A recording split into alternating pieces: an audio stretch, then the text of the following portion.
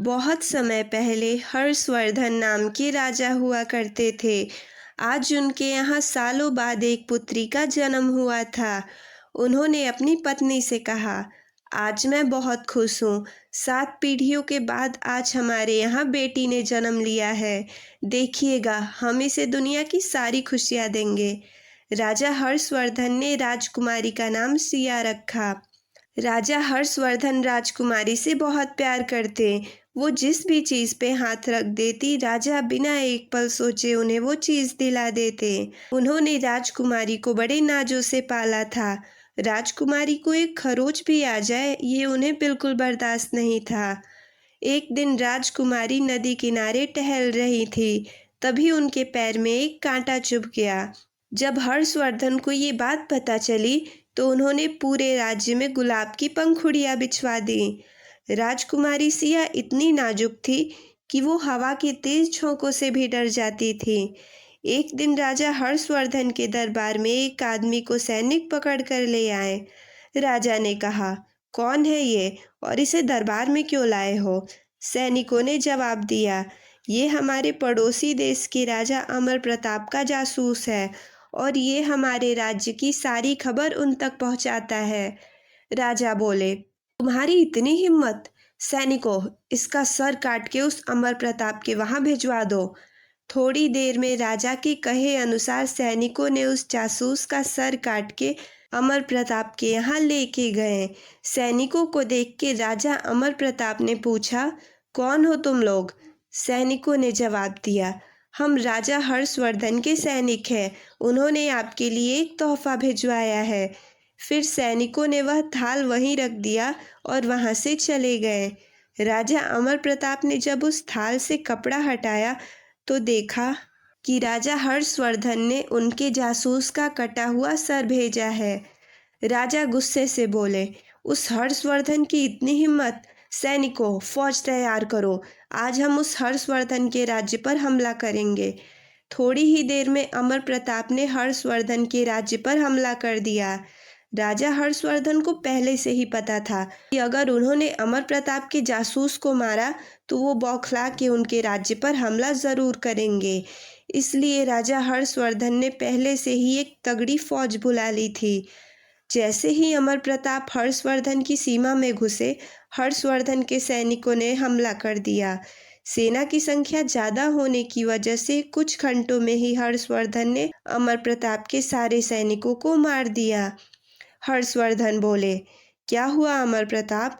तुम्हारे तो सारे सैनिक ही मर गए, अब तुम कैसे युद्ध करोगे? फिर हर्षवर्धन ने बड़ी बेरहमी से अमर प्रताप को मार दिया। अमर प्रताप के मंत्री ने अमर प्रताप के बेटे कुणाल को जल्दी आने की खबर भिजवाई, क्योंकि वो किसी काम से इस वक्त दूसरे राज्य में गए होते हैं। खबर मिलते ही राजकुमार कुणाल अपने राज्य में आते हैं। राज्य में कदम रखते ही उन्हें उनके पिता का कटा हुआ सर दिखा, जो हर्षवर्धन ने ही अमर प्रताप का सर काट के उनके राज्य के सीमा पर टंगवाया था। राजकुमार कुणाल को देखकर उनके मंत्री दौड़ कर आते हैं और कहते हैं, राजकुमार देखिए ना, आपके जाते ही ये सब क्या हो गया? राजकुमार ने पूछा, किसने किया है ये सब? मंत्री ने जवाब दिया, राजा हर्षवर्धन ने।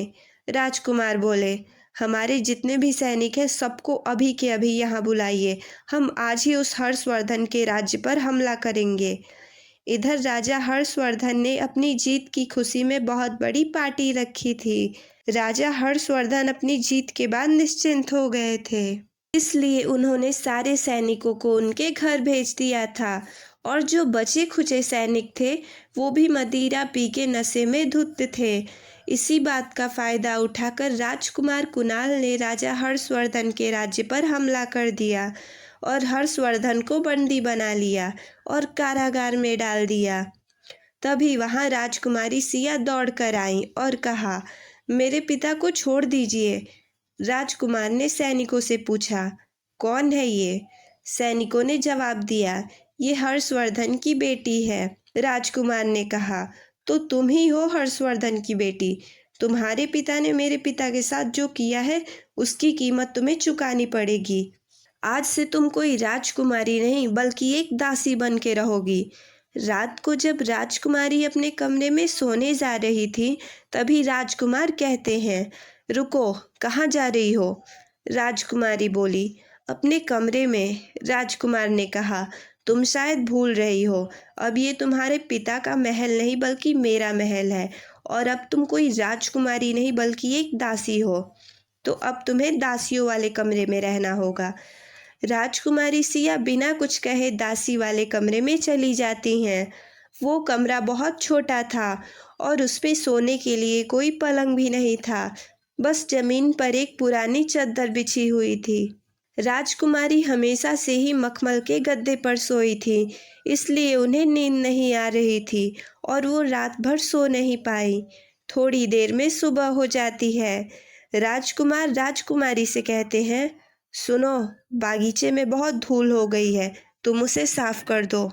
राजकुमारी ने आज से पहले एक गिलास पानी भी खुद से नहीं उठाया था। राजकुमारी ने जैसे ही झाड़ू अपने हाथ में पकड़ा, उनके हाथ में छाले पड़ गए। राजकुमार बोले, देख क्या रही हो, जल्दी सफाई करो। राजकुमारी ने अभी आधा बागीचा भी नहीं साफ किया था, तभी उनके हाथों से खून बहने लगा। राजकुमार ने जब राजकुमारी की ये हालत देखी तो कहा, बस करो, कोई ज़रूरत नहीं है ये सब करने की। फिर उन्होंने दासियों को राजकुमारी की मलहम पट्टी करने का आदेश दिया। राजकुमार ने मन में सोचा, कहीं मैं इस लड़की के साथ कुछ ज़्यादा ही बुरा व्यवहार तो नहीं कर रहा हूँ? नहीं, इसके पिता ने जो मेरे पिता के साथ किया है, उसके आगे ये कुछ भी नहीं है। थोड़ी देर में रात हो जाती है। राजकुमार ने राजकुमारी से कहा, आज तुम पूरी रात बागीचे की रखवाली करोगी। सर्दियों का समय था और रात में तो मानो ओले बरस रहे थे आसमान से। राजकुमारी का ठंड से बुरा हाल था। राजकुमार जब अपने कमरे में सोने गए तो उन्हें नींद नहीं आ रही थी। उन्हें बस हर पल राजकुमारी की ही चिंता सता रही थी। आखिर में उनसे रहा नहीं गया और वो राजकुमारी को देखने बागीचे में चले गए, जहाँ राजकुमारी एक कोने में बैठे काँप रही थी। एक तरफ तो राजकुमार को राजकुमारी पर दया भी आ रही थी, वहीं दूसरे तरफ उनके मन में अपने पिता के मौत का गुस्सा भी था। राजकुमार के गुस्से और बदले की भावना के कारण वो राजकुमारी को वहीं ठंड में ठिठुरता हुआ छोड़ के चले गए। पूरे रात ठंड में रहने की वजह से राजकुमारी की तबीयत बहुत खराब हो चुकी थी। सुबह होने के बाद वो जैसे तैसे अपने कमरे में जा रही थी, तभी राजकुमार ने उन्हें रोक लिया और कहा, रुको, अभी काम खत्म नहीं हुआ है, जाओ जाके पौधों को पानी दो। राजकुमारी बागीचे में पौधों को पानी देने चली जाती हैं। वो अभी पौधों को पानी दे ही रही होती हैं, तभी उन्हें चक्कर आता है और वो जमीन पे गिर जाती हैं। राजकुमार जब राजकुमारी को देखते हैं तो वो दौड़ के उनके पास जाते हैं और कहते हैं, राजकुमारी उठिए, क्या हुआ आपको? फिर वो राजकुमारी को उठा के महल में ले जाते हैं और वैद्य को बुलाते हैं। वैद्य कहते हैं, इन्हें तो बहुत ज़्यादा बुखार है, हम कुछ औषधि देते हैं, आप इन्हें समय से खिला दीजिएगा। राजकुमार ने सोचा, ये मैंने क्या कर दिया? बदले और नफ़रत की भावना में मैं इतना अंधा हो गया कि मेरे अंदर की इंसानियत ही मर गई, और इस बेचारी की तो कोई गलती भी नहीं थी। थोड़ी देर बाद जब राजकुमारी होश में आती हैं तो देखती हैं पहले की तरह ही उनके कमरे में चारों तरफ दासियां खड़ी होती हैं। राजकुमारी बोली, आप लोग यहाँ से जाइए, अगर राजकुमार ने देख लिया तो वो बहुत गुस्सा होंगे। दासियों ने कहा, राजकुमारी, हमें राजकुमार ने ही आपके पास भेजा है ताकि आपको कोई तकलीफ ना हो। राजकुमारी को दासियों के बातों पर यकीन नहीं होता है, इसलिए वो खुद राजकुमार के पास जाती है। राजकुमारी को देखकर राजकुमार बोले, अरे आप यहाँ क्या कर रही हैं? आपकी तबीयत खराब है, आपको आराम करना चाहिए। मैंने दासियों को भेजा तो था, उन्होंने आपको यहाँ कैसे आने दिया? फिर राजकुमार दासियों को आवाज़ लगाते हैं। राजकुमार की आवाज़ सुनकर वो सब भाग कर आती हैं और कहती हैं, क्या हुआ राजकुमार? राजकुमार बोले, मैंने तुम लोगों से राजकुमारी का ख्याल रखने को कहा था ना, उनकी तबीयत खराब है, तुमने उन्हें यहाँ क्यों आने दिया? दासी ने कहा, राजकुमार, हमने मना किया था, पर राजकुमारी को विश्वास नहीं हो रहा था कि आपने हमें उनका ख्याल रखने के लिए भेजा है, इसलिए वो आपसे पूछने चली आई। राजकुमारी बोली, आपने सच में इन लोगों को भेजा था राजकुमार? राजकुमार बोले, हाँ, वो आपकी तबीयत खराब थी ना? राजकुमारी बोली, पर आप तो हमसे नफरत करते थे ना? राजकुमार ने कहा, देखिए, वैद्य ने आपको आराम करने को कहा है, वरना आपकी तबीयत और खराब हो जाएगी। दासियों, राजकुमारी को कमरे में ले जाओ और ध्यान रहे, उन्हें किसी भी तरह की कोई परेशानी नहीं होनी चाहिए। राजकुमारी के जाने के बाद मंत्री ने कहा, राजकुमार, वैसे आपको राजकुमारी की कुछ ज़्यादा ही चिंता नहीं हो रही है? कहीं आपको राजकुमारी से प्यार तो नहीं हो गया? राजकुमार बोले, ये आप क्या कह रहे हैं? ऐसा कुछ नहीं है। मंत्री बोले, नहीं, हमने देखा था, पहले भी जब आप राजकुमारी को सजा दे रहे थे, राजकुमारी से ज़्यादा तकलीफ आपको हो रही थी। राजकुमार बोले, हो गया आपका, अब आप जा सकते हैं। फिर राजकुमार दरबार में जाते हैं, पर बार बार उनको राजकुमारी का ही ख्याल आ रहा था कि वो ठीक है या नहीं। राजकुमार को राजकुमारी सिया से लगाव हो गया था। वो दिन भर बस उनके बारे में ही सोचते रहते थे।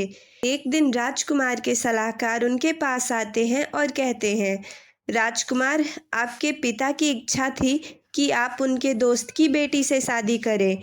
ये रही उनकी तस्वीर। राजकुमार बोले, माफ कीजिएगा, पर हम इनसे शादी नहीं कर सकते।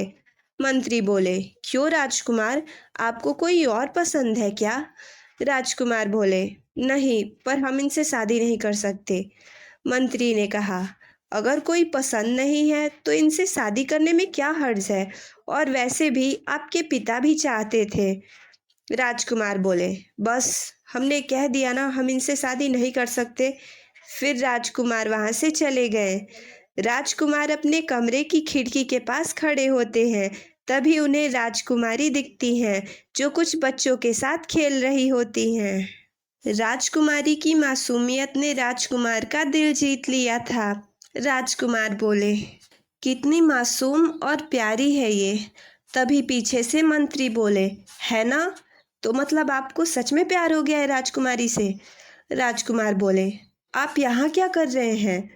मंत्री ने कहा, वो मैं यहाँ से गुजर रहा था, तभी मैंने देखा आप राजकुमारी की तारीफ कर रहे हैं, तो सोचा। राजकुमार बोले, हो गया आपका? मंत्री ने कहा, राजकुमार, आप मान क्यों नहीं लेते कि आप राजकुमारी से प्यार करते हैं? राजकुमार बोले, ऐसा कुछ नहीं है। मंत्री ने मन में सोचा, ये राजकुमार अपने दिल की बात कभी नहीं बोलेंगे, मुझे ही कुछ करना पड़ेगा। फिर मंत्री राजकुमारी के पास बागीचे में जाते हैं और कहते हैं, राजकुमारी, आपको पता है, राजकुमार आपसे प्यार करते हैं। राजकुमार बोले, ये मंत्री जी राजकुमारी से क्या कह रहे हैं? फिर मंत्री ने राजकुमार की तरफ इशारा करते हुए कहा, देखिए, कब से आपको खिड़की से देख रहे हैं। राजकुमार ने सोचा, ये मंत्री जी ने क्या कह दिया राजकुमारी से, वो मेरे बारे में क्या सोचेंगी। जल्दी से नीचे जाके बात संभालनी पड़ेगी, वरना ये मंत्री जी न जाने और क्या क्या कह देंगे। फिर राजकुमार भाग के बागीचे में जाते हैं। मंत्री ने कहा, लीजिए, अब तो राजकुमार भी आ गए, आप खुद ही पूछ लीजिए इनसे, आपके लिए इन्होंने अपने पिताजी की पसंद की हुई लड़की को मना कर दिया। बताइए राजकुमार, चुप क्यों है? राजकुमार ने कहा, ओ मैं मंत्री ने कहा, अब मैं करने से कोई फायदा नहीं है राजकुमार, राजकुमारी को सब पता चल गया है, तो अब अपने दिल की बात बोल ही दीजिए, मैं चलता हूँ। फिर मंत्री वहाँ से चले जाते हैं। राजकुमार बोले, सच तो ये है कि जब मैंने अपने पिता का कटा हुआ सर देखा, उस वक्त मेरे सर पे एक ही जुनून सवार था, और वो था बदला। उस वक्त मेरे सर पे सिर्फ बदला लेने का जुनून सवार था। मुझे ये भी नहीं समझ आ रहा था कि सही क्या है और गलत क्या है। मुझे राजा हर्षवर्धन के हर एक चीज़ से नफरत थी, इसलिए मैंने बिना किसी गलती के आपको भी सज़ा सुना दी। पर मैं आपसे नफरत नहीं कर पाया, और ना चाहते हुए भी मुझे आपसे प्यार हो गया। मैं आपको ये बात इसलिए नहीं बता रहा था कि कहीं आप मुझे गलत ना समझ लें। पर आज जब आपको सच पता चल ही गया है, तो मैं पूछना चाहता हूँ, क्या आप मुझसे शादी करेंगी? राजकुमारी ने हाँ में सर हिलाया और फिर दोनों की धूमधाम से शादी हुई। तो कैसी लगी आपको ये कहानी? कमेंट करके बताइए।